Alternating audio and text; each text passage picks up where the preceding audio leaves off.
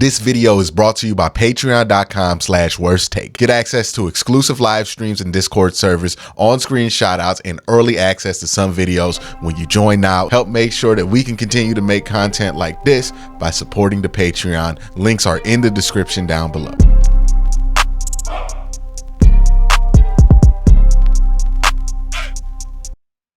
All right, so the Cleveland Browns made a trade. I think that's the first bit of news that a lot of you guys have heard. The Browns have traded Cade York for a conditional 7th.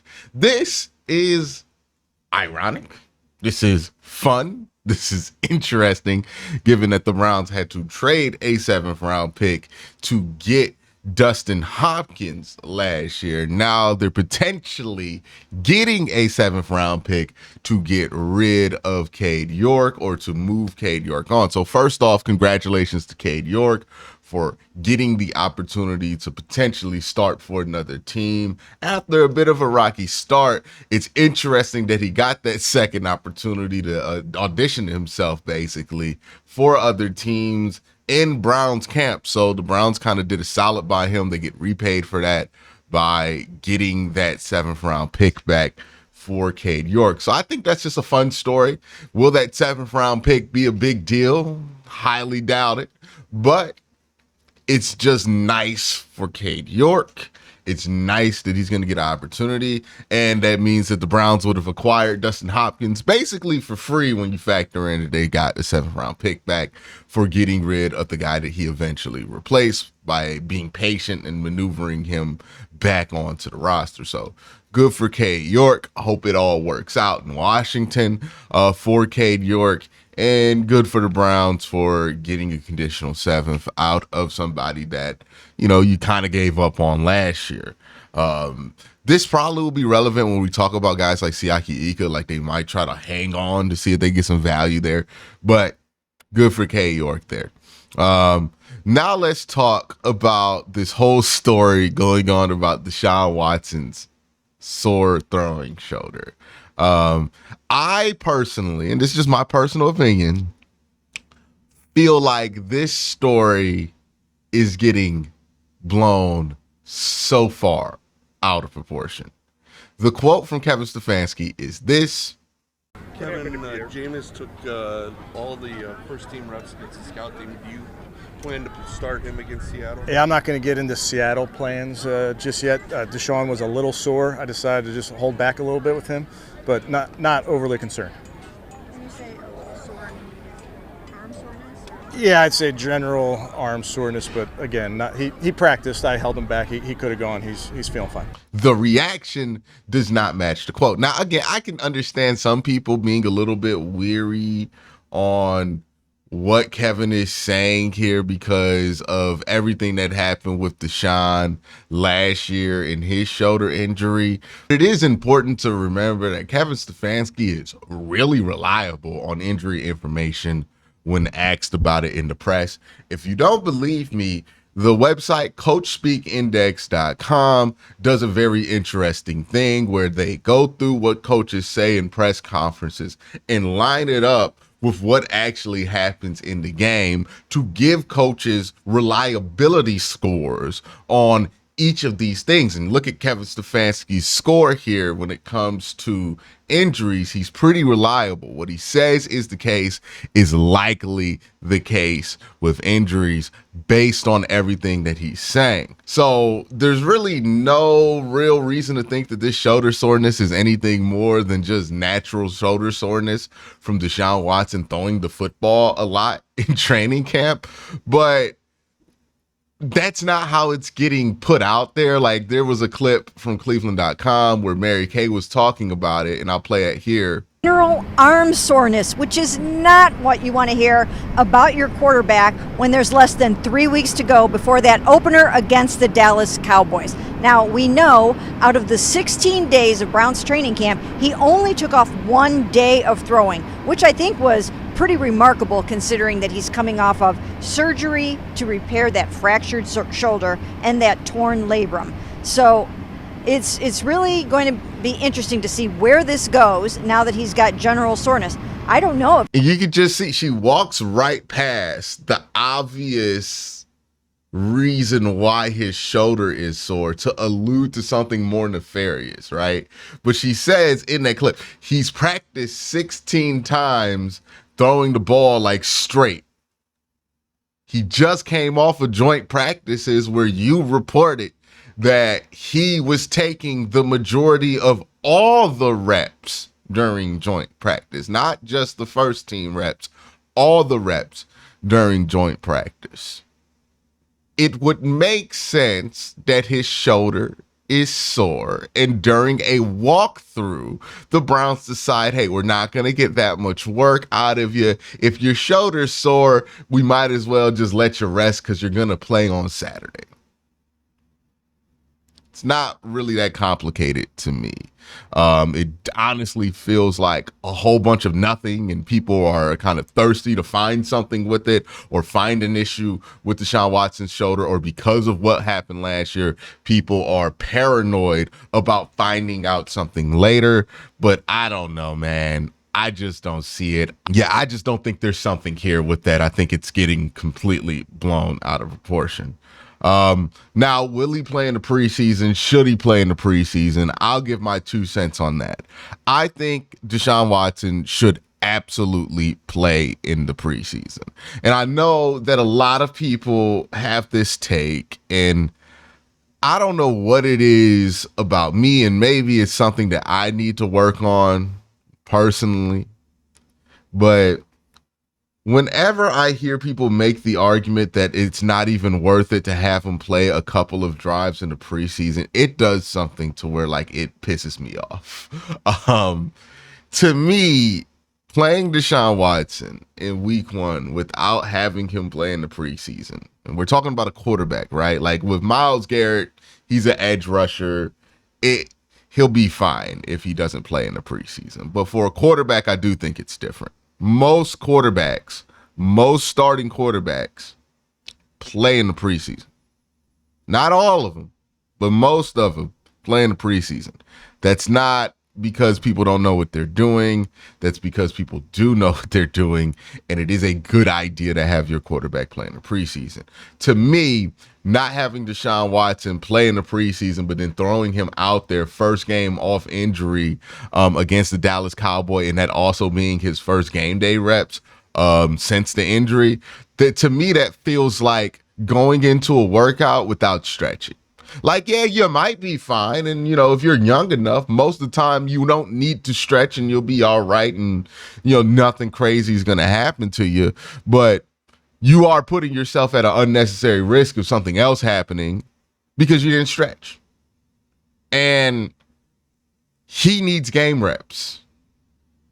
So I'm not bought into the idea of, not playing him in the preseason at all makes it so that he's going to be less likely to get injured for the whole of next season.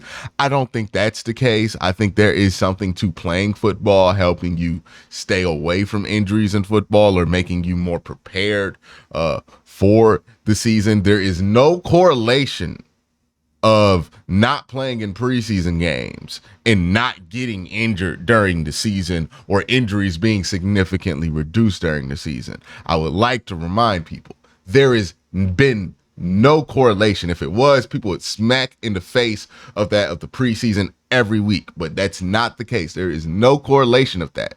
I think he needs game reps. Like, that's been the whole thing with Deshaun Watson. I don't get how we're arguing now, like the people who want to be extra safe in the preseason, how we're arguing now that game reps aren't important, when the whole argument with Deshaun Watson has been he needs more game reps. That's been my whole argument with him this whole time is, hey, it's hard to judge him. He needs to play more. And then he gets an opportunity to play, and we don't want to play him because he might get injured. I understand wanting to avoid players getting hurt in the preseason, but you also have a responsibility to get those players prepared. And I'm not really a fan of how the Browns have been working this preseason. I think preseason games are an important part to the training camp regimen, to getting players prepared for the season. I don't think starters need to play 4 quarters, but I do think starters need to play more than like 2 drives in the preseason. And again, I get not wanting players to get hurt, but if those players are healthy but not prepared for the start of the season and they need like 3 or 4 weeks to get used to playing football again during the season, so they're not playing at peak quality or even close to peak quality, what is the difference from that and them actually being injured? Like, you're still going to get a hit on what you're getting out of these players. I think you just need to take the risk and get everybody prepared to the level that they need to be prepared to, so you're not doing this when the games actually matter. There is no replacement for playing live football. You cannot practice football in the same way that you play it. When you practice, you don't tackle to the ground. When you practice, you don't get tackled to the ground. It's not the same thing. You need the live game reps. Like, one of the things I'm very concerned about for week 1 and week 2 and week 3 for this Cleveland Browns team, since they haven't played anybody who's going to be in the rotation, is the level of tackling that we're going to see early in the season. Early season tackling is already not great, but the Browns might be at an exceptionally high level of bad tackling at the beginning of the season because they have played nobody. Last year, they played their starters on defense for like 3 games in the preseason. It paid off. They tackled well to start the season. This year, they haven't played starters, nor have they played backups. And that's my real gripe with what the Browns have been doing to start the preseason. Is it's okay to me if you don't want to play Deshaun because he's coming back from injury, and maybe you want to just get him in one game. I respect getting him in for the one game, but I understand why Deshaun is going to be on a different preseason schedule than he was last year. Myles Garrett, you don't got to have him play in the preseason. I understand that. Maybe like a Joe Bitonio, he don't got to play in the preseason. There are certain players I get, they don't have to play in the preseason. I'm not saying that every single starter should, but Grant Delpit should be playing in the preseason.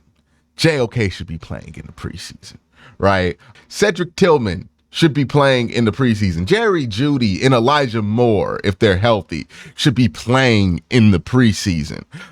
Quentin Jefferson should be playing in the preseason. Like, a lot of these dudes who aren't playing in the they really should be playing. If you are a regular level starter, you should probably be playing in the preseason and getting prepared for the year. And if you're a regular depth player, you should definitely be playing in the preseason. Like, there's no reason to hold them out because of injury. So that's what I mean by I don't like the Browns strategy coming in. I think we're resting way too many guys during this preseason period. And I just want to be clear here, because sometimes when I don't agree with what the coaching staff is doing, when I don't agree with the philosophy of something, people have the tendency to take that inch and run a mile with it. Me not agreeing with the philosophy for the preseason is not me saying they're going to stink this year. I think they'll be fine. Ultimately, this Browns team right here in 2024 is talented enough that even if they start a little slow, they can easily make up for it by the end of the year. I'm not suggesting that this team's going to stink, or that this strategy is going to make them stink, or you should be out on the season because of this strategy. What I am saying is, I think there are better ways to prepare the team than what they've done this offseason. I understand after having so many injuries that this might be where you are. And also, to be fair, it might not be the coaching staff's choice to play it this safe. It might just be that they're still recovering from all the injuries that they had last year, and they have no choice but to be this safe with it because some of these guys just aren't cleared to play currently. Could be the case. Another thing that's come up that's interesting news is that Jack Conklin was seen doing workouts. Now, he's not back at practice yet, but he was seen doing workouts that would suggest that he's getting prepared to play both right and left tackle. Now, this led people to speculate all over the place about if Jack is going to take Jed's spot at left tackle, if he's going to play left tackle, if Jed is not healthy, will he be the backup left tackle guy? And I have a lot of thoughts on this, and I'll just start with this. I think what we saw was more of an indicator that DeJuan Jones run the right tackle job than Jack Conklin is going to be the left tackle for the Cleveland Browns, right? Like DeJuan Jones is, I think what we saw is more of an indicator that DeJuan Jones has won the right tackle job instead of like Jack Conklin being the left tackle. I think they're preparing him to swing as the backup tackle for both sides. And if that's the thought process behind it, I'm fine with it. I think that'd work out just fine. It's a good use of Jack Conklin. He's also going to probably be tackle eligible in goal line situations, so you want him to be comfortable going left and right.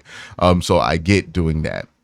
If the plan is, and I highly doubt that the plan is to start over Jed, I get that Jed is not back from injury yet, but nor is Jack Conklin, right? Jack Conklin is as much as a question mark for week one as Jed Wills is. And honestly, Jack Conklin is a bigger question mark for week one than Jed Wills, in my opinion, because I know people have thrown out that he might start the year on PUP. I don't think that's the case. They said that Jed should be back sooner than later. I imagine that means probably within the next couple of weeks, not somebody who's going to be on PUP, which would mean he missed the first 4 games of the season. So honestly, I think the Browns, if Jed is healthy, Jed's going to start at left tackle. I don't think the Browns are trying to make Jack Conklin the new left tackle and start him over Jed. And I don't think that that's a good idea to start Jack Conklin over Jed Wills. I get the thought process. Jed Wills is not a former all-pro tackle like Jack Conklin is. But I think Jed Wills is a much better left tackle than Jack Conklin would be. The reason I think that is, one, Jack Conklin has played right tackle for the last 10 years. I get that he played left tackle at Michigan State, but he's been a right tackle for the last 10 years of his life. He's also had significant injuries in the last 3 years. He's coming off of a torn ACL.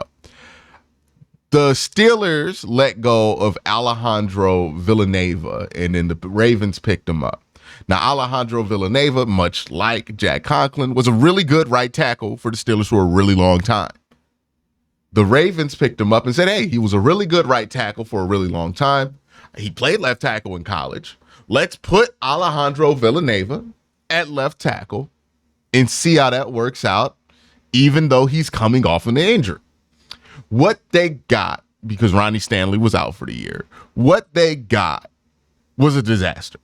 Alejandro Villanueva was a disaster. He wasn't not just bad. He was a disaster at left tackle, because you can't flip somebody from right to left and think that's going to work out at a high level at age that's above 30 after 10 years of playing right tackle, also coming off an injury.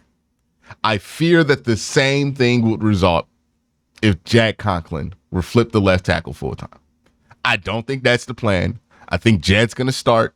The Browns have already committed to Jed, and we'll see what's going on with Jed's rehab. And it's important to remember, it ain't like we've been hearing great things about Jack Conklin's rehab, right? Like Jack Conklin's rehab has gone on way longer than people expected. Jed's has gone on a little longer than people expected. I know I got the note from somebody that, remember, the surgery for Jed Wills happened after the end of the season, not necessarily when he got the injury, because the Browns were holding out hope that Jed could come back without surgery before the end of the season. Once the season ended, that's when Jed had his surgery. So if you're looking at his timeline, it's pushed back a little bit from what you would think. So it does make sense that he's sitting here. Those of you wondering, like, if this is a secret holdout for Jed Wills or if he's just quitting on the team, I think the answer is much more simple than that.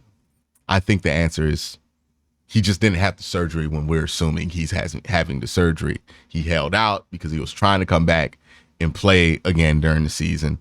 The Browns put out the statement saying they wanted him to come back. He was trying to come back, play during the season, get recovered without surgery.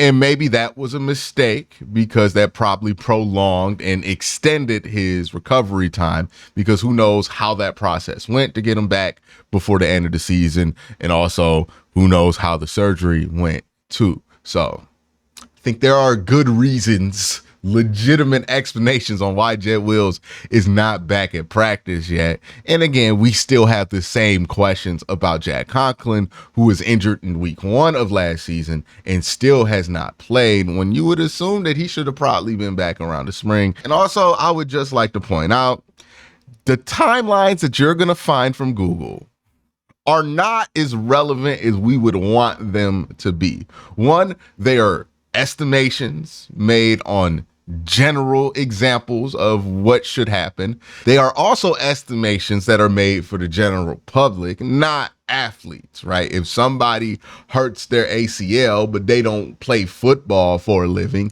a recovery for them is going to take significantly less time than a football player, because we not cutting up left and right at full speed to get to the office.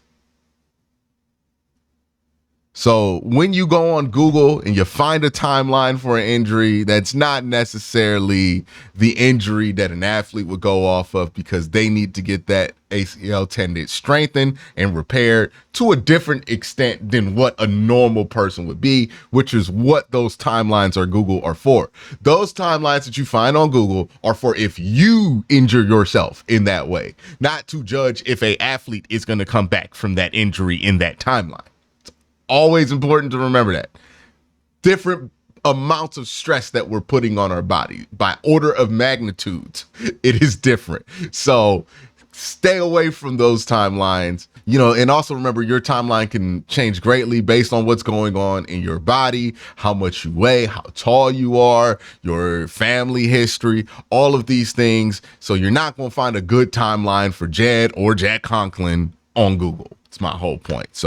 But if you're asking me, should Jack Conklin start over Jet Wills? I think that's a horrible idea. I think Jet Wills is a better left tackle than Jack Conklin would be.